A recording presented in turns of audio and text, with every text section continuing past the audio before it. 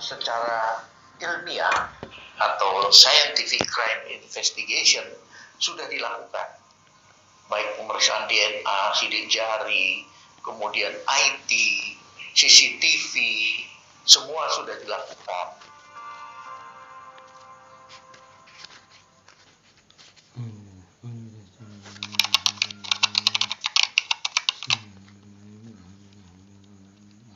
Ya, jadi karena kasus tersebut menjadi atensi publik dan sering viral, demikian juga para awak media sering bertanya ke Kompolnas, maka kami sudah turun langsung ke Polda Jabar untuk melakukan gelar perkara dengan jajaran Dirkrimum. Dalam gelar perkara tersebut dihadiri oleh seluruh tim penyelidik maupun penyidik yang dalam hal ini melibatkan juga dari lapor. Dari gelar perkara tersebut yang dipaparkan oleh Wadir Krimum, saya melihat dari kacamata saya sebagai mantan penyidik yang juga pernah menangani kasus semacam itu, upaya yang dilakukan sudah optimal. Artinya semua aspek sudah dilakukan pendalaman. Nah, saya melihat pendekatan secara ilmiah atau scientific crime investigation sudah dilakukan, baik pemeriksaan DNA, sidik jari, kemudian IT, CCTV, semua sudah dilakukan.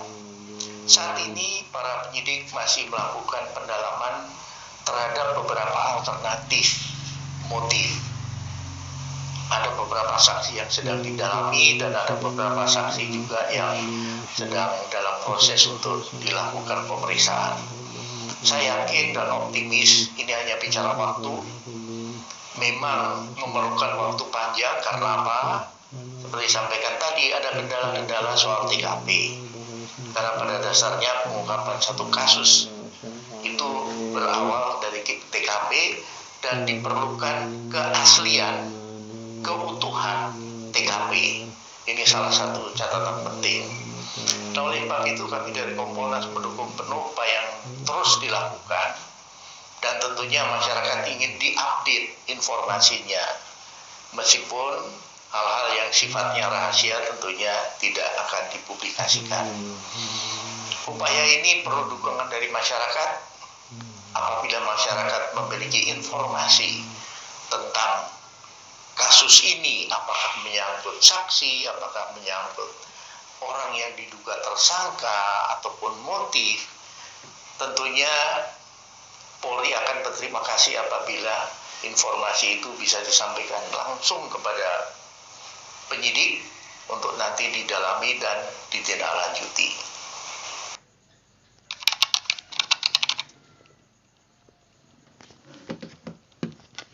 Ya tadi karena TKP sudah tidak utuh lagi, kemudian yang kedua karena cuaca ya hujan. Hujan itu akan berpengaruh ketika bekas tapak kaki atau tapak sepatu orang itu bisa kemudian berubah dan sebagainya. Kelembapan juga akan mempengaruhi bagaimana keutuhan sidik jari dan atau DNA dan sebagainya.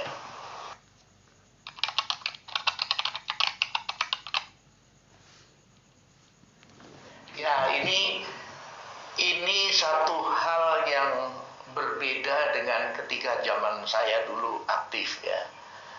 Ketika itu medsos belum ada.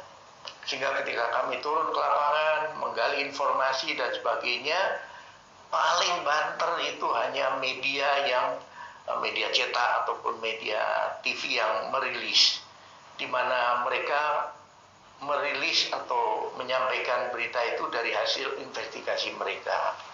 Tetapi sekarang berbeda di era medsos ini. Semua orang bisa berkomentar, semua orang bisa melepas informasi yang diperoleh di media sosial. Bahkan ada orang yang memanfaatkan kasus ini untuk kepentingan pribadinya, YouTuber dan sebagainya.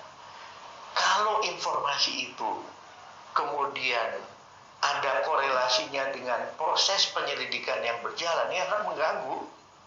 Artinya penyidik sudah mengarah ke salah satu target, kemudian ada yang mempublikasikan lewat medsos. Ya orang itu bisa lari, orang itu bisa menghilangkan jejaknya dan sebagainya. Inilah plus minusnya dunia medsos sekarang. Di satu sisi orang bisa mengekspresikan secara bebas, menyampaikan informasi lewat media sosial, tapi di sisi lain apabila info yang dilepas di media sosial itu ada kaitannya dengan proses yang sedang berjalan, ini akan merugikan. Tentunya himbauan saya kepada masyarakat, apabila memiliki informasi yang berkaitan dengan kasus ini, sebaiknya langsung sampaikan saja. Itu wujud partisipasi publik dalam pengungkapan kasus. Mudah-mudahan kita doakan teman-teman di jajaran Direktorat Kriminal Umum Polda Jawa Barat akan dapat mengungkap kasus ini dalam waktu yang tidak terlalu lama.